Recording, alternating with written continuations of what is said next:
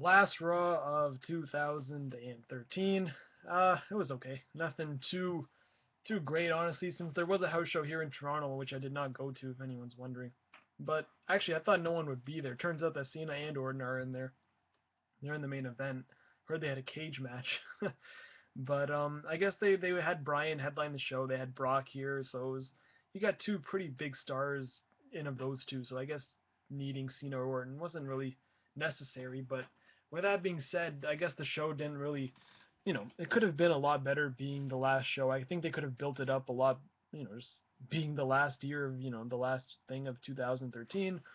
I remember the first Raw of 2000. I think it was 10, maybe no, not 10, maybe 2007 with Kevin Federline and John Cena. Like that was a Raw you wanted to watch. Like they built it up as like that being the first Raw, and this is what we're gonna give you for like the kickoff show. But this is the closing show, and the ending definitely I think hooked a lot of people, and it made you want to watch, not mattering how bad it was or no matter how outlandish and cartoonish it was.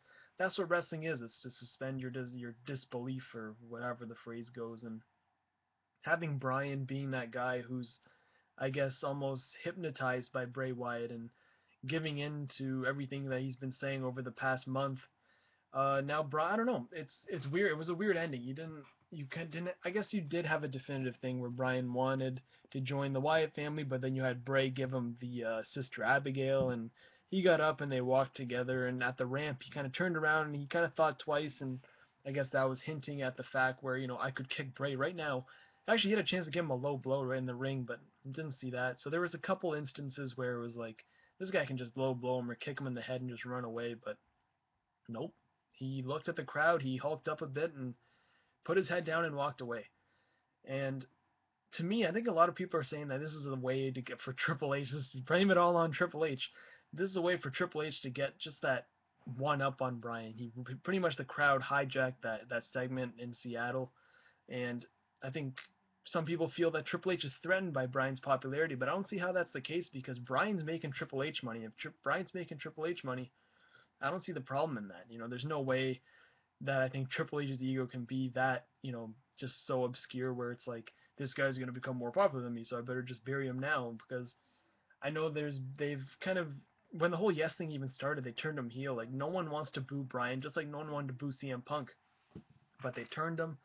And I don't know if this is a complete heel turn. I guess we have to see more, but to see him even go against the crowd, because Bryan's just that babyface guy. Everyone loves him. Everyone just believes in him, and I think having him turn heel is the wrong move. But whether he does or not, I think by the time WrestleMania comes, this only seems like a short-term thing. Like I remember when Shawn Michaels was working for JBL. It started around this time also, and it just finished off at the Elimination Chamber. Well, maybe it was the Royal Rumble. It was around like just before WrestleMania. It's like what the guy can do just to kill time before WrestleMania season or his WrestleMania opponent when that feud's ready to go. And I think that's what Bray Wyatt is. Just like the whole Bryan versus Wyatt family is just a layover until Bryan's true WrestleMania program starts. And I'm sure a few months of this, and then Bryan's gonna have that match where he's like snapped out of it, and now he's gonna like go on like a killing spree and just take out every guy one by one. And I'm sure CM Punk may get involved somehow, and then have like a 6-on-2 handicap match. You're gonna see a lot of weird things coming out of this over the next month and a half, I'd say.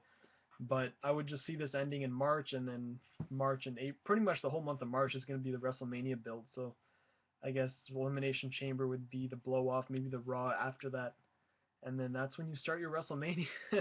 And I think they're heading towards maybe a Bryan versus Triple H because he did mention the Machine, and by the Machine he pretty much means the whole McMahon family, or maybe even a Shawn Michaels match. But for me, keep Shawn Michaels retired.